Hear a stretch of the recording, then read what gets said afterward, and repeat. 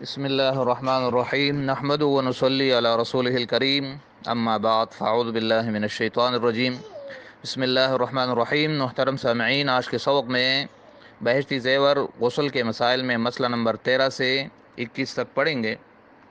اللہ تعالی ہمیں صحیح طرح پڑھنے، سمجھنے اور عمل کرنے کی توفیق عطا فرمائے۔ مسئلہ نمبر 13، اگر ناخن میں آٹا لگ کر سوکھ گیا، خشک ہو گیا اور اس کے نیچے پانی نہیں پہنچا تو غسل نہیں ہوا۔ جب یاد آئے اور آٹا دیکھے تو آٹا چھڑا کر پانی ڈال لیں، اور اگر پانی پہنچانے سے پہلے کوئی نماز پڑھ لی ہو تو اس نماز کو بھی لوٹا دیں۔ مسئلہ نمبر 14، ہاتھ پیر پھٹ گئے اور اس میں موم، روغن یا مرہم یا کوئی اور دوائی رکھ لی تو اس کے اوپر سے پانی بہا لینا درست ہے، نیچے اس کو پہنچانا ضروری نہیں ہے۔ مسئلہ نمبر 15، کان اور ناف میں بھی خیال کر کے پانی پہنچانا چاہیے، پانی نہ پہنچے گا تو غسل نہ ہوگا۔ مسئلہ نمبر 16، اگر نہاتے وقت کلی نہیں کی لیکن خوب منہ بھر کے پانی پی لیا کہ سارے منہ میں پانی پہنچ گیا تو بھی غسل ہو گیا، کیونکہ مطلب تو سارے منہ میں پانی پہنچانا ہے، کلی کرے یا نہ کرے۔ البتہ اگر ایسی طرح پانی پیے کہ سارے منہ بھر میں پانی نہ پہنچے تو یہ پینا کافی نہیں ہوگا، کلی کر لینا چاہیے۔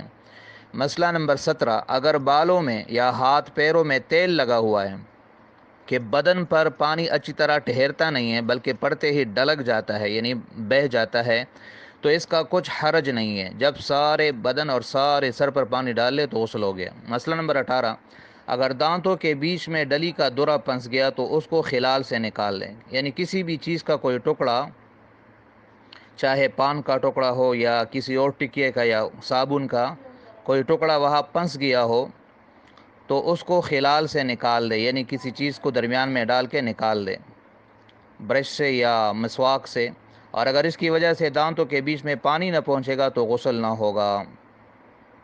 مسئلہ نمبر 19، ماتھے پر ابشا چنی ہے۔ ابشا یعنی سونے چاندی کا برادہ یا مقیش، یا بالوں میں اتنا گوند لگا ہے کہ بال اچھی طرح نہ بھیگیں گے تو گوند خوب چھڑا ڈالے اور ابشا دھو ڈالے۔ اگر گوند کے نیچے پانی نہ پہنچے گا، اوپر سے بہہ جائے گا تو غسل نہ ہوگا۔ مسئلہ نمبر 20، اگر مسی کی ڈیری جمائی ہے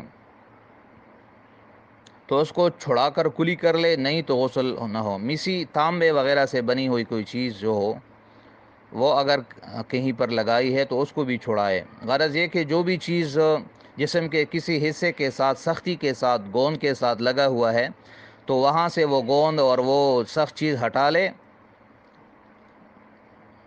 اور اس کے بعد اس کو دھو لے تاکہ وہاں پر پانی پہنچ جائے۔ مسئلہ نمبر 21، کسی کی آنکھیں دکھتی ہے، اس لیے اس کی آنکھوں سے کیچڑ نکلا اور ایسا سوکھ گیا کہ اگر اس کو نہ چھڑائے گی تو اس کے نیچے آنکھ کے کنویں پر پانی نہ پہنچے گا، آنکھ کے اندر کے کنارے پر